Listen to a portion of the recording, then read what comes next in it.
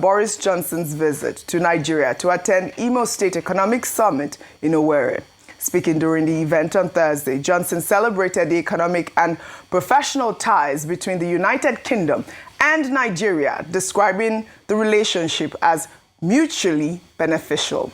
He also made a pointed reference to Kemi Badenoch, the leader of the Conservative Party, joking that Britain sends former prime ministers to Nigeria, while Nigeria sends future prime ministers to the United Kingdom. Let's take a look.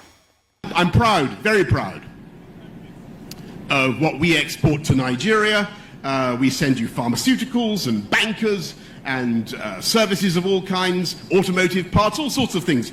We sell whiskey, huge quantities of whiskey, probably more popular somewhere than another. We send, and you send us so much in return. Oil and gas, Nollywood movies, brilliant doctors, nurses, technicians, tech geniuses from Nigeria. Nigeria come to the UK, and we're very grateful. We're very grateful and honoured. And we send you, former United Kingdom Prime Ministers, and you send us, future United Kingdom Prime Ministers, in the form of Kemi Badenoch, who comes from Nigeria and is doing better and better these days. Dr. Abati, I was listening to you this morning. I was like, Dr. Abati, hold your fire. There's time for that discussion. Just hold your fire. Because he was like, what an insult, right? I'll take some response on X. I'll take just this one, Obiora, before I come to you, Dr. Abati. Obiora wrote on X, our predicament lies squarely in the hands of leaders who have repeatedly failed to demand fair terms, real reciprocity, and a balance of trade that actually advances Nigeria's long-term interests. After all, what national value is created by importing huge quantities of whiskey while exporting the very oil, talent, and intellectual capital that sustain other economies? A nation that trades its best minds and raw resources for low-value consumables cannot pretend this is partnership. And so, Boris Johnson can stand on a public stage and frame this imbalance as generosity, unaware or uncaring that his praise exposes how casually Nigeria is expected to accept lopsided exchanges as though they were compliments, until we elect leaders who understand national dignity, protect our strategic assets, and insist on trade that enriches Nigeria rather than draining it. Comments like his will continue to sound like graciousness to some, even as they function as an insult, hiding in plain sight. Dr. Abati, over to you. Okay, very quickly. The positive side that I can take from former Prime Minister Boris Johnson's statement in the Owerri Investment Summit, to which he had been invited to deliver the keynote address, was that he addressed the challenge of insecurity in Nigeria. And he said, I feel safe in Nigeria. I have been reading a lot of things, but looking at it, I don't think that there is any problem in Nigeria. And so this is one international figure who feels very safe to come to our country. And I hope that he will tell his friend, the President of the United States, that Nigeria is safe. He, of course, is a Christian.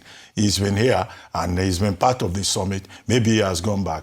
A very safe environment from his own testimony, and we endorse that. However, the whole idea of inviting Boris Johnson to an investment summit, well, apart from him to just give ideas about what can be done, being a former prime minister, what level of investment is he going to bring?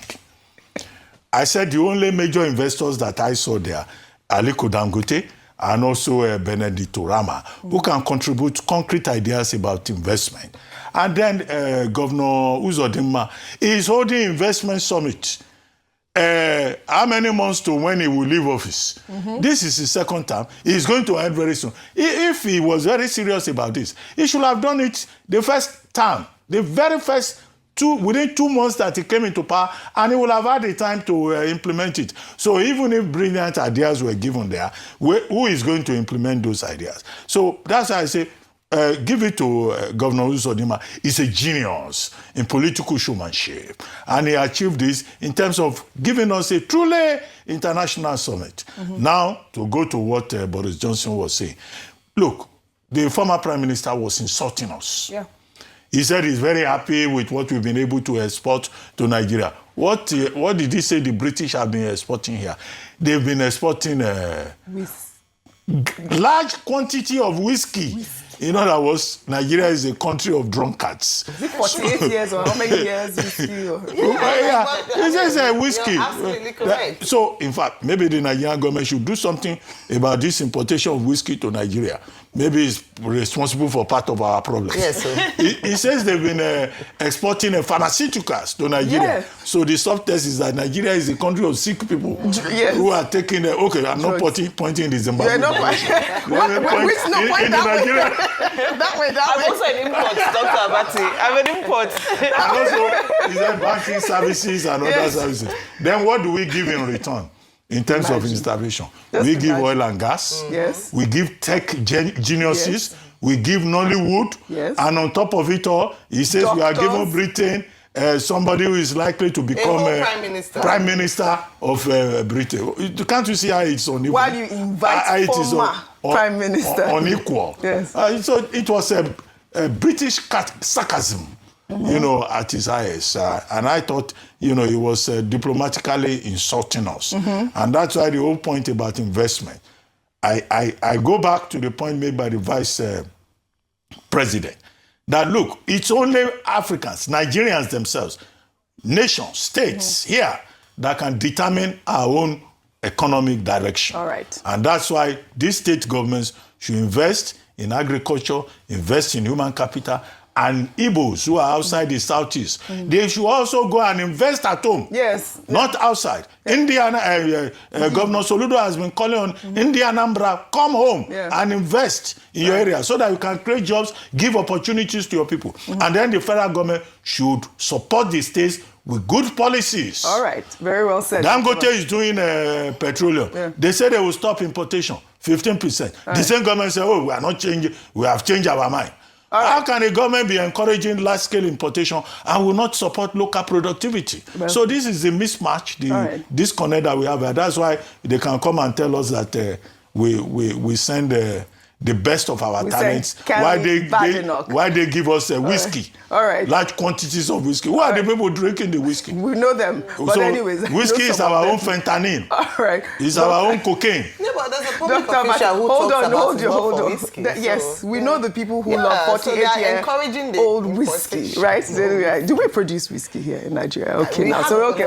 Well, talking point from Vice President Kashim Shettima, also with the Anambra State government, calling for the Igbos to invest in the southeast. Meanwhile, Vice President Kashim Shettima at the event described Igbos as the greatest stakeholders in the Nigerian project, highlighting their widespread economic influence across the country. Shettima painted a vivid picture of Igbo economic dominance, stating that half of Abuja is owned by Ndi-Igbo. He went further, declaring that the presence of both Igbo and Hausa communities in any location signals safety and vibrancy. Your Excellencies, distinguished ladies and gentlemen, I dare say that Ndi-Igbo are the greatest stakeholders in the Nigeria project. Half of Abuja is owned by Ndi-Igbo. Half of the population of Lagos is largely made up of Ndi-Igbo. There is hardly any place in this country. If you don't see an Igbo man, you better run away from that place. If you don't see a Hausa man, you better run away from that place. Because they go where opportunities abound. So, Your Excellencies, distinguished ladies and gentlemen, I wish to appeal to our leaders to come and invest in this country, in Imo, and in all parts of the Federation, because this is a nation waiting to unleash its full potentials. Right. Well, this is a significant statement from Nigeria's #2 citizen, recognizing the Igbo community's vital role in the country's economic fabric. The acknowledgement comes as the federal government seeks to deepen engagement with the Southeast through infrastructure investments and policy reforms. Meanwhile, at the summit, Governor Hope Uzodinma highlighted Imo State's strategic advantages, including what he called the largest proven gas reserves in West Africa. Some other notable figures at the event include business mogul Alhaji Aliko Dangote, who announced that his conglomerate would become one of Imo State's biggest investors, and former Afrexim Bank president Benedicto Rama, who revealed that the bank is already constructing a multi-million-dollar quality compliance and exports facility in this state. I mean, these are notable investments that we have seen from this summit. Ayo, you know, I'd like for you to tie in your thoughts with Vice President Kashim Shettima talking about the Igbo resilience and, of course, the Hausa communities. It says, if you don't see an Igbo man in a community or even a Hausa, just live there. Business is not that good place there. is not prosperous. But, you know, it speaks volumes. Yes, we've talked about the enterprising nature of the people, of the Igbo people, especially people from the southeast. And even during campaign season, presidential candidates talked about how they were going to maximize the entrepreneurial skills and talents in these areas. I remember that Southeast was said to be going to become the Taiwan of Africa. We haven't seen that yet. What it means is that there is great potential in this region, but we need to move from potential to tapping into this potential by investment, critical investment in areas that could produce and fully showcase these talents. And so that's why I again call this, earlier this morning I was talking about the subnationals and even highlighted some areas that the Imo State governor can do. The important thing is that a two-day summit, economic summit, is good.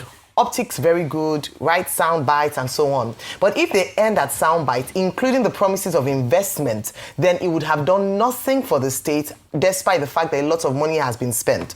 If Alhaji Aliko Dangote, for instance, decides that he wants to go and become the biggest investor in Imo State, that is very welcome. But I hope that Imo State provides an enabling environment for businesses to thrive. I was talking about the fact that in the last top 10 index, competitiveness index released by the Presidential Enabling Business and Environment Council, PEBEC, Imo State is not on that list. It means that it is not very easy to do business based on certain policies, infrastructure, bureaucracy, bureaucratic procedures in accessing government services and the likes. And so these are the areas that they should look into.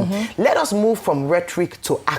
Yes. Beyond, summits like this, let us show working. Alhaji Aliko Dangote said the best way to attract foreign investment is through domestic investment. Yes. If you want people to come and put their money or entrust their money in your system, let them demonstrate to them that you are willing and open for business. Number one, fix insecurity. Ensure that they sit at home on Mondays, which there's billions of naira lost in income and affecting businesses. Look at agriculture. Let us move from mechanized subsistence form to mechanized. Let us develop the value chain, provide good roads, provide water, provide power. These are the critical things. Educate your people, encourage your citizens. Yes. These are the things that the governors can do. So in addition to summit, let them show working. Yes. Your works would make it even more of a powerful statement that you are ready and willing to attract investors and ready to do business. All right. That's what we want to see. Very well. So overall, I thought it was a beautiful summit. A good start. My dear friend, Stephanie Busari, I'll have to plug her in, was one of the organizers of the event, and she's been doing so well in getting all these high-profile people